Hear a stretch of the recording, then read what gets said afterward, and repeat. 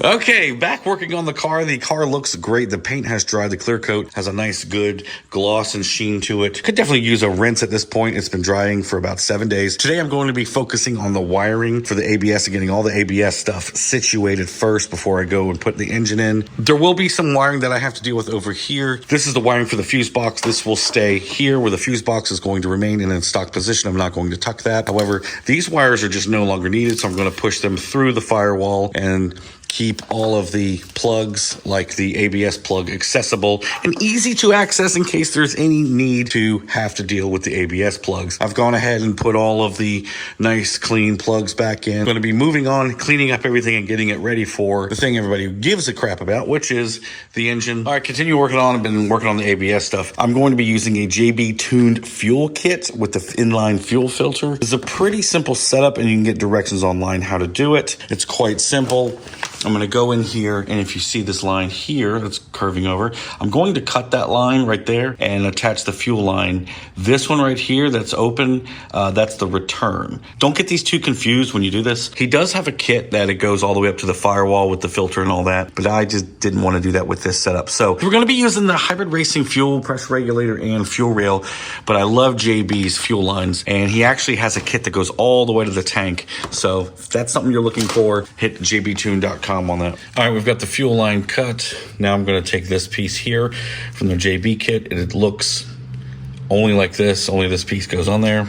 So this kind of put on there. It's a very tight fit. Then you're going to place this brass piece inside. Okay. You got to get that to like line up with the fuel line. And then this piece screws in, and it's going to line up that brass piece. It's going to fit in the pocket. Once it starts to thread, you're then going to tighten these down, and this is going to be a nice tight fitting. Okay, so this is where I pretty much stopped. I've got kind of an excessive amount of stuff in here right now. I have the hybrid racing fuel pressure regulator installed. I have the power steering rack looped. I've got the fuel lines ready to go. They are loose, so I can probably just, pull it out for the time being. Yeah, we got pretty much everything ready to go. Everything's looking good. AC lines, we're just waiting on a dryer because you definitely don't ever want to put a whole new AC system together without a dryer. But so far, everything's looking good. Fuel lines are done, mounts in place. However, that mount, here's a little tip here for y'all experiencing vibrations or whatever. Keep that mount loose because it does slide left to right a little bit. And obviously, these are going to be somewhat loose. The bracket is bolted completely in tight. And then this one has some oval to it, for sliding left to right. When you put these motors in, they kind of need, in my opinion, to go this way a smidge. The main thing to do is to get the two side mounts kind of situated, then do the rear mount last, but always check your bolts. And especially after you drive a few miles, recheck your motor mount bolts, because after moving it around and driving it around, they will become a little loose. All right, so we have the transmission off here on the table. We've just installed the Resto Tuner casing hardware. We also have the Resto Tuner bolt kit that is going to bolt to the block. I was just double checking it. Everything is good. This is an EP3 transmission, 5-speed, so should be perfect with the K24. Also going to be slapping in a new clutch. Make sure that you grease this shaft because it is the culprit for many blown up transmissions, and I highly, highly, highly recommend Tall Pines Racing grease. This high temp grease is amazing. So I've used this stuff on quite a few projects, and it holds up. It holds up to the heat. A lot of times people buy the AutoZone Valvoline black grease, and that stuff just does not hold up. Especially after aggressive driving, I can feel throw-out bearings starting to drag sometimes. But on K-Series transmissions, this is very important to have this lubed up, as they say. Also, when your trans is out, make sure it spins in every gear. I just checked that. We're good. What I'm going to do, get this new clutch kit on, put the transmission on, and we should be getting ready to get this thing in here. Now, all right, this thing is looking really good with the fresh hardware. Got 2 more bolts to put in. One long one goes there, and then another long one goes where the starter goes. So here's a little trick for those of you at home. I always work with the engines on a dolly, and when I go to put the transmission on, what I do is I turn the engine to the wall, and that way, it won't really go anywhere. I'm able to position and twist the transmission and get it on.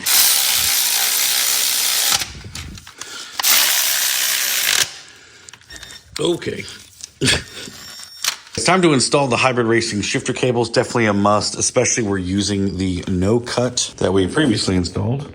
So it mounts from underneath. Basically, these are the connections that are going to attach to the box. They even give you a package of hardware. I'm going to get underneath there and install these underneath the car. So these are already in place for when we put the engine in. Okay, fun part underneath. Is this upside down? I'm not sure. This is how the no-cut shifter box looks underneath. You can see it's all connected. Now there is a cover I'm about to install, which is this guy right here. I'm going to install that, but this is how it looks. This is how the pins are supposed to go. So that's what it looks like. This heat shield is going to get bent back into place a little bit. Now we don't want to rub things, but they do provide you a stay. I'm going to put this up there in the front so that it stays away from the exhaust. All right, final product install here. So I figured out that if you just remove the heat shield, they give you a bolt to fit into the existing 10 millimeter bolt hole right here. So that's a nice stay. Again, I don't run my cables over the subframe. I run them under because I think there can be binding. Now, some people argue against that, but I just don't like them to get up in here and get smashed in there. It's just a preference of mine. So I got the shifter cables ran, I've got the coolant hoses ran, and I have the adjuster bypass there. I've got everything kind of pushed and tucked up against the firewall so I can slide the engine underneath here and then lower it down. There's still some things I need to do to the engine. You can see that the engine is pretty stripped down, no water pump and the RBC. I may have to pull off the valve cover just to kind of slide it under there, and I didn't even think about the windshield reservoir. I may have to pull that back out, but I'm going to see if we can't get this thing up high enough real quick. Just roll it underneath there and then move on. So let's see what we can do here.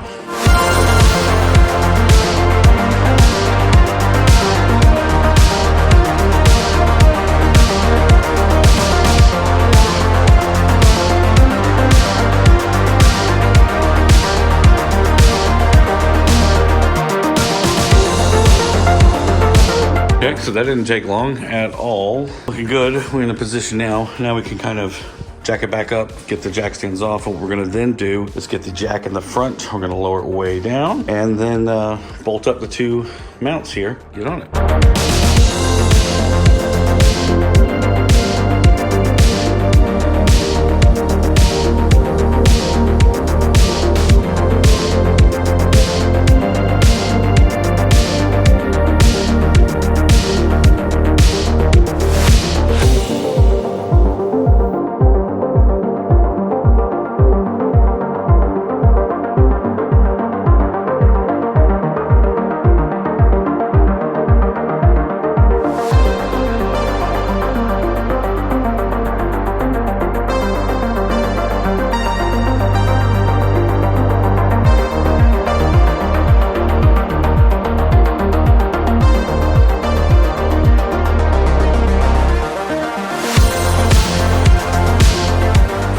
All right, we're pretty much in here. I've got these two tightened. That one bolt in the corner was one that I picked that was a little too long, so I need to go swap that out with a little bit of a shorter bolt. And I'll be right back. We'll raise the car up. Yeah, we're looking good. Okay, kids, let's catch you guys up to where we are. I've been making a lot of progress with getting this swap done. There are some specific details that I need to go into, and that's the thing, is that a lot of doing this has somewhat of a discovery thing and then let me explain it later type of situation. It gets kind of exhausting trying to explain this as you go. We're gonna start from, we've got the hybrid racing fuel pressure regulator, JB tuned fuel lines. And this fits perfectly with the hybrid racing fuel rail. I've got stock K24 injectors. In here is a little temperature replacement thing for the RBC. This is an RBC intake manifold. This is a K24A2 engine. I have this adapter plate from MPC that is going on here. We're going to be using a stock RSX Type S throttle body, which I highly recommend because aftermarket throttle bodies tend to be kind of finicky, get stuck, TPS issues. Now I picked up this water pipe here from an Accord. I'm gonna go down here. Okay, so underneath here is a Accord thermostat housing.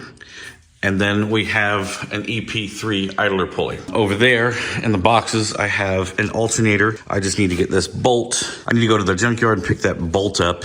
We have a new seal and this Honda bonded on. So we have a new alternator that's gonna go on here and a AC compressor. I'm using an AC compressor from an RSX, and same goes for the alternator from an RSX. You might also notice that this thermostat housing, pretty shiny and new, and it is for an RSX. Also, when you go to put this in, there's a gasket O-ring. Use Vaseline when putting O-rings back on so they don't break or snap. Same thing with the hoses. I kind of line the inside of the hoses with Vaseline so they slip and seal. I use Vaseline on the inside of the hoses so that they slip on and then seal, because it's just, I don't dump a ton of it, but just enough to get it on there so it's not dry. Here we have a JB Tune clutch line kit, as well as an O2 RSX slave cylinder, and that goes up around. Yeah, so I've got a S2000 master that's kind of tucked down in here with the little spacer that it requires, and the soft line is kind of going around. This is one of the things that I do. I kind of tuck it with holders here that just sit underneath the shifter. Doesn't have a problem. The hybrid racing cable's installed. Now I need to install this second hose right here because I just put this here. It's gonna go here. If you notice, I have the heater core coming off into this here.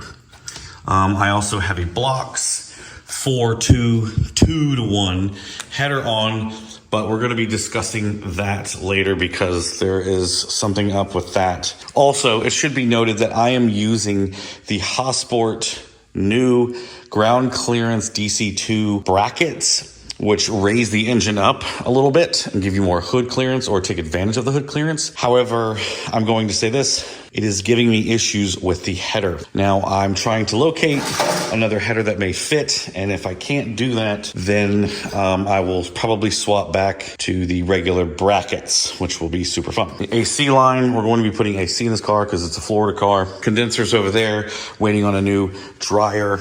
We also are retaining washer fluid.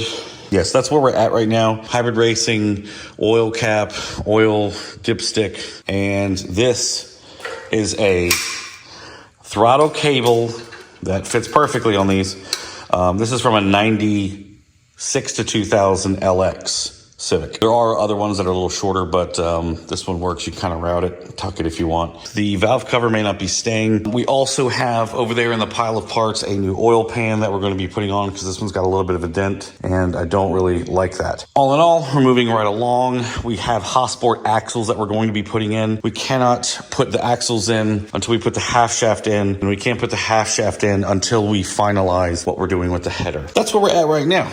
So we'll see you back here once we've got more progress. One other thing that we're going to be doing is I have this 02 to 06 RSX Type S throttle body, is that we are going to be replacing the air out control valve here. I suggest always replacing them because they're pretty affordable and cheap on Amazon. You don't have to get a OEM one in my opinion. You don't need to run coolant to them, but along with running a new air out control valve, we're also going to be installing a rotation bracket so that it spins it in a different direction, because when the throttle body's mounted, it's cocked pretty heavily to the side like this, and the air out control valve sticks out pretty far, and it can basically potentially hit a fan or your radiator or whatever. So we're going to be, like I said, putting a new one on with a rotation bracket, and I'll show you what that looks like. Okay, so I've just removed the air out control valve, and you can see it's quite disgusting on the inside there. I'm not going to be using this. I'm going to be cleaning this out. But this is my point about air out control valves. Number one, on a K series, you should definitely use one because it makes life a whole lot easier as far as idling, drivability, things like that. However, I think just the world of B series has leaked over to the K series, where people think an air out control valve is a pain in the ass and unnecessary. However, the K series is so temperamental that, in my opinion, these things are required, but that's just my opinion, especially for a street car you're going to drive around on the street. Again, I like OEM throttle bodies for that reason. If these things tend to sit around, they get corroded and stuck. And of course, you're going to have a high idle or an idle surge, and that's why people just get rid of them entirely, when personally I just say get a new one. So here's the rotation plate. They give you some caps to cap off the other thing because you don't need liquid, you don't need coolant going through it. So now we have the throttle body, everything attached, air out of control valve rotated. Now you'll notice we have 2 map sensors here, and that's just because we don't have any plugs to plug this one. But in general, I would say use this one rather than the one on the throttle body.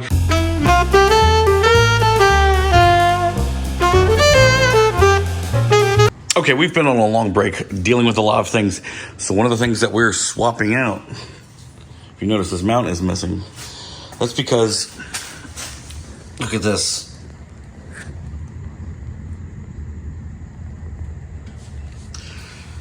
Clearance mounts, regular mounts.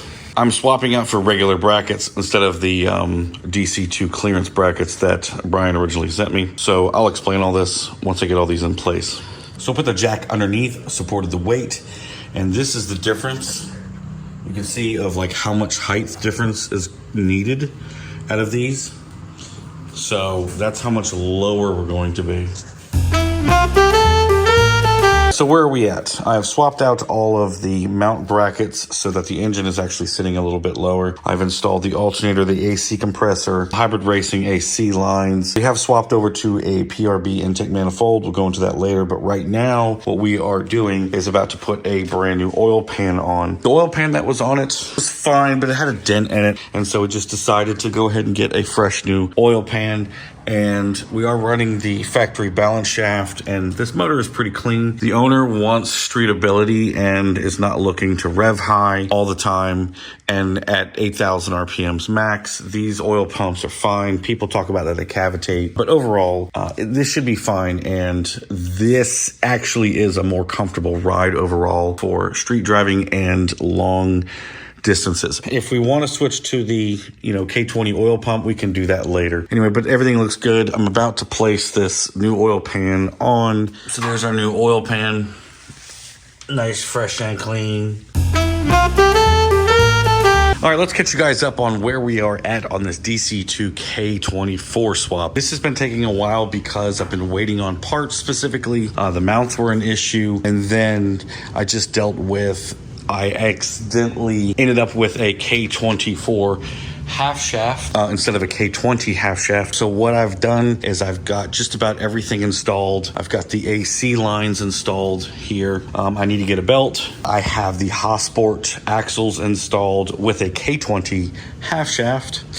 So all of the AC stuff is hooked up with a brand new dryer. New condenser would have been good, but this one's in pretty good shape. So the one thing that we're waiting on is the radiator setup from Hybrid Racing. Once we get that, we can finally finalize everything over here. I do have the coolant hoses ran, so we're good on that. The shifter cables are good. We've got the header in place, brand new valve cover gasket. We've actually got a Jack Spanier valve cover, vented valve cover, so that if he wants to use the vents later, he can. The last thing that we need to do is get fluid in this thing and get the wiring ran. So this particular project has actually just really been kicking my ass.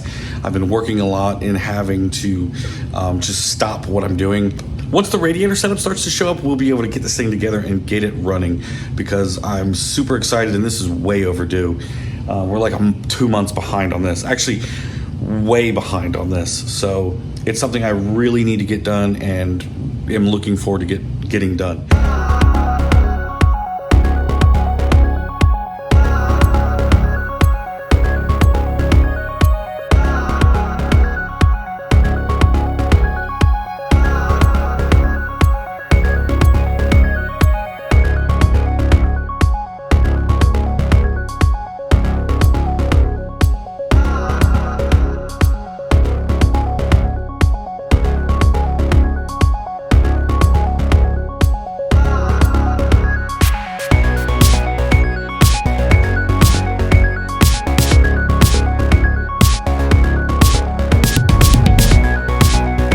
So where are we at with this thing? We just got everything installed, just about. We've got the Hybrid Racing radiator, the fans, the hoses all hooked up.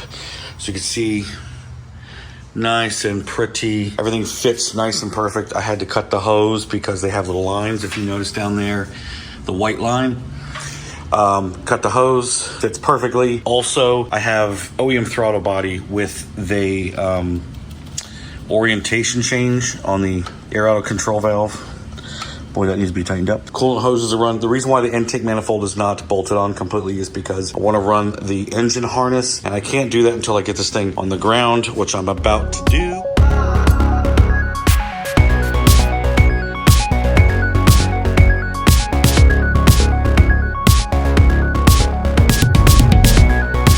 I mean, it's kind of crazy. I got the headlights in. The owner brought the headlights by last night, and I'm just like towering over this thing. It's kind of insane.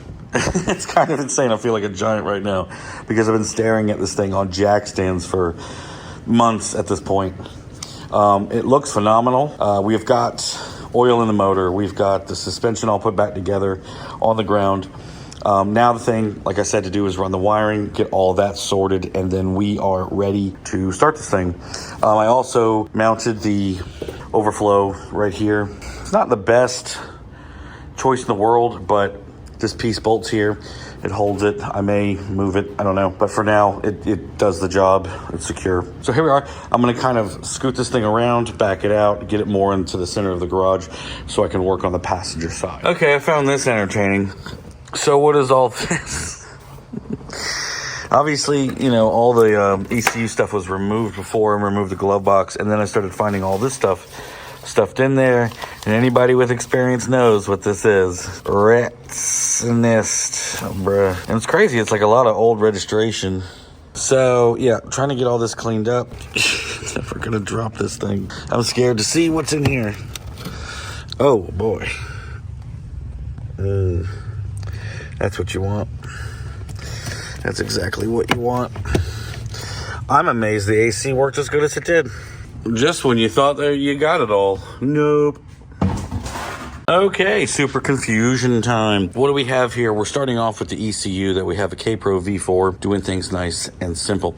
Now, if you notice here, I've got this single black wire with a white stripe. Now, why do I have this? Where did I get it? Well, I went to a junkyard and got lucky enough I found a base model RSX, but you could pull it out of a CRV or cord or anything. What this wire is the starter signal wire. So, and if you notice how thick this bad boy is compared to, let's say, these other wires here. We're using a hybrid racing conversion harness, and if you notice, there is a nice thick black...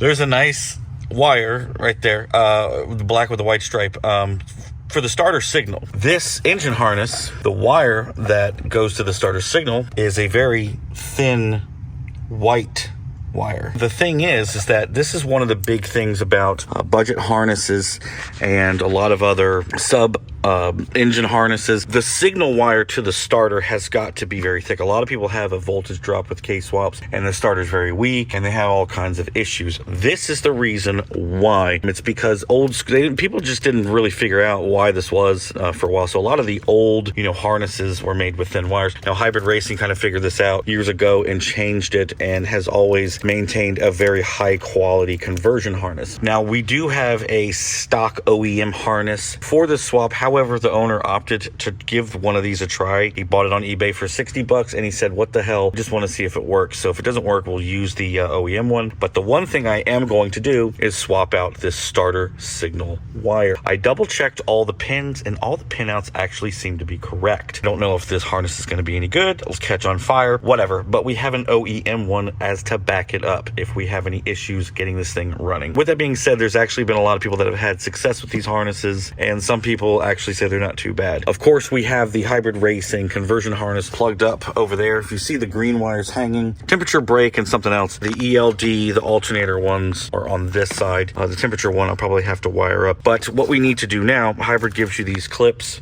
We need to pull out a couple of these wires, go ahead and tie them in to the check engine light, the fuel pump, the ELD, and the alternator, and get going. Okay, so where are we at? We just topped off the oil, ran our harness. Do not have the throttle body on, even though I should probably pop that on real quick.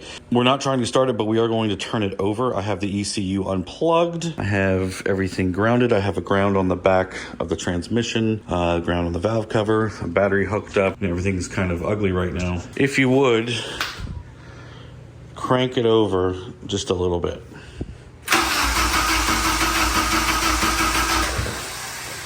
Okay, so that's good. Now here's the problem. The only problem that we have is we need to turn it over and prime it to fill the thing with oil. However, our oil light is on the, we have the wrong plug for the oil. So I'm trying to figure out what to do about that real quick. Either change the sensor or change the plug, but I don't think I have the matching plug. You know, we definitely want oil pressure. We want to know that we have oil pressure, but that just sounded good. We've got compression. It turned over like it should. So yeah, turn the key off entirely. Take it all the way out.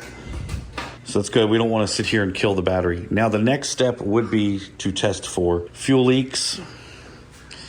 But I definitely want to turn this thing over a lot more before we try to actually start it, because I just want to make sure that we get oil all the way through the motor. Now, normally you would just crank it, and we could also pull the plugs out. That'll also make it spin over much faster to help get the oil through. But yes, what I'm going to go ahead and do is put the throttle body on, plug the ECU up. I think it has a K24 map on it, but I just want to check to see if the ECU is going to work, if the fuel pump's going to load up, and then check for fuel leaks. So, all right. So what do we got going on here? We actually hooked up all the sensors and did the next step, which was test for fuel leaks. I forgot to turn the camera on. And we had no fuel leaks except for one, which was at the injector number 3. We pulled it out and we found that the little O-ring had a sliced dice or chip or little enough so that the fuel was just, you know, leaking by it just enough. So we're gonna run to Vatozone real quick and pick up a new set of injector seals, slap them in, and then check for fuel leaks again. So we're gonna have to play a little gamble here. We finally got the fuel injectors not leaking. We've got 45, almost 50 PSI on prime. Prime the engine one more time.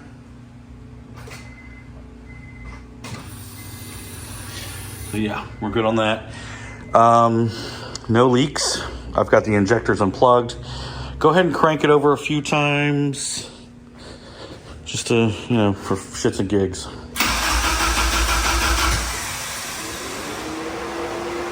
Oh, it's a good sign. The fan's just turned on, which means I do know the old owner of the ECU. It's got his K24 program and he had the fans running all the time. Go ahead, just turn it over a little longer.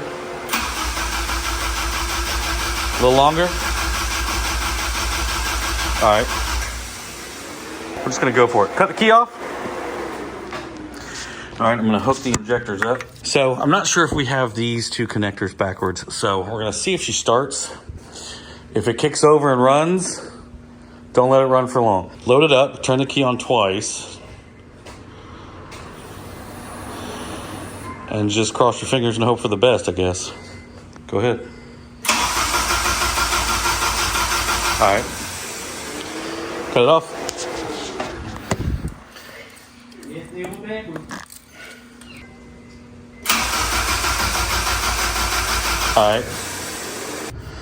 All right. Okay, so we're at the Honda. We just uploaded a new map. Let me go ahead and data log with this bad boy, see what we got going on here. There was one error code. Yeah, oil pressure. I forgot to disable the VTEC oil pressure. Yeah, crank it over a few times. All right, stop. I think we got it. She just did the old, the old school fart. All right.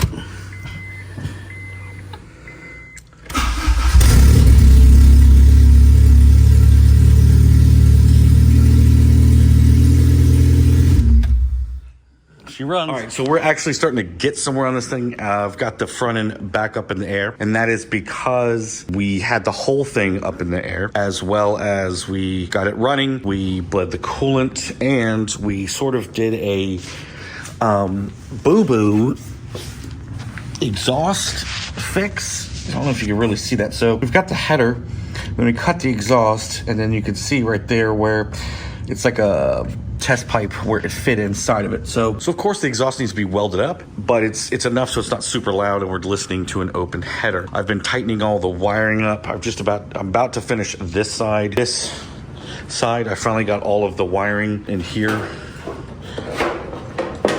wrapped up, nice and clean. I had to pull out all of the HVAC stuff, well, the AC and the blower. And then of course, down here is an absolute mess that I'm starting to clean up. And I'm gonna go over this stuff. This is your typical wiring. Hadn't really had any issues except for the eBay wiring harness, which we did have an issue on the C101 plug. There are two white wires, if you can see, one there and one there. It's like C1017 and C10120, I think. They were switched. So the problem was the fans were getting power, but the coils were not. I'm going to tighten all this stuff up, and I think I've got a couple other things left to do. Just FYI, anyone that has a 2000 Integra may have to tap in for RPM, because they changed where the RPM signal is. It's here, okay? So this is the blue wire. It came out of plug A16 or something like that. Yeah, it came out of the A plug. You can find it on a diagram. But anyway, you just tap in to the E19 or 18 or something like that. And then you get tack signal, no problem. We verified we have speed signal. Everything is looking good so far. Obviously, it's just cleaning it up, straightening it up, tightening it up. And I'm hoping that I will have this on the ground today, if not driving around on the road tomorrow. So we have the coolant bled, we've got oil, we've got transmission fluid. It starts up, it sounds good. So just to verify that,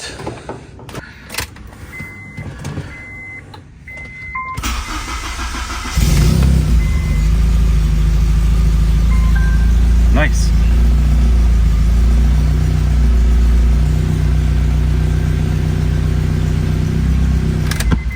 Okay, so everything's looking good. We've got oil pressure. The only thing I have not hooked up yet is the alternator signal. Pretty sure the alternator is good, and I need to do that. Tighten all that wiring up down there with some zip ties and tape, and really, clean everything up, put it all back together. The clutch, we've got brake, we've got gas, we've got just about everything we need in this thing, and I am babbling.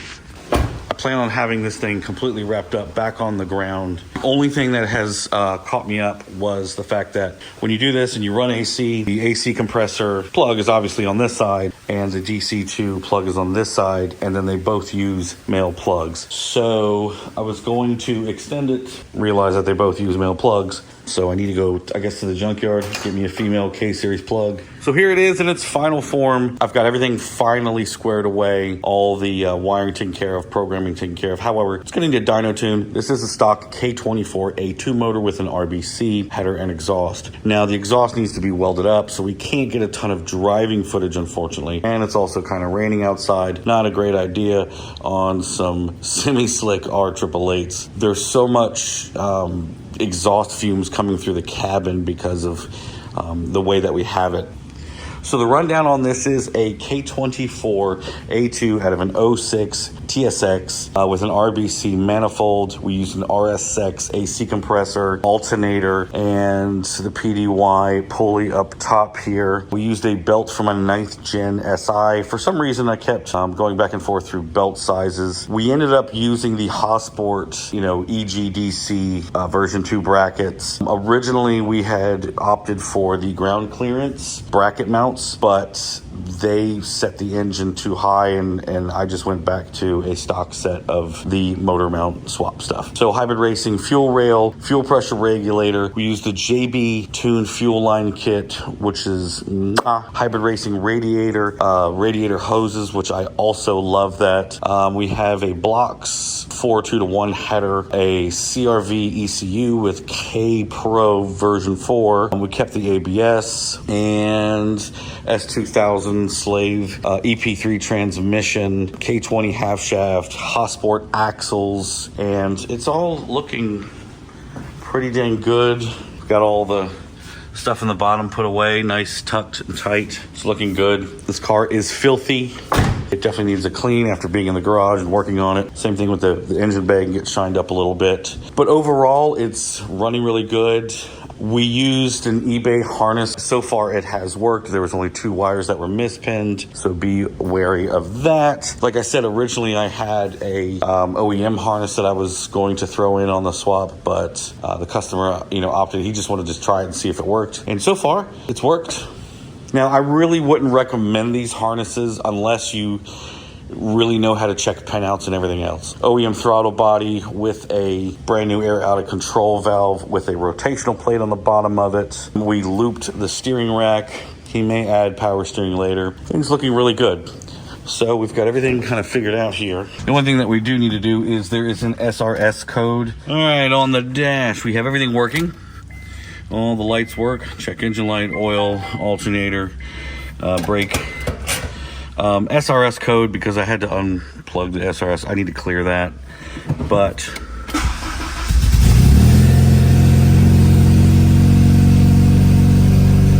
maintenance required, light is on, but we all know what that is.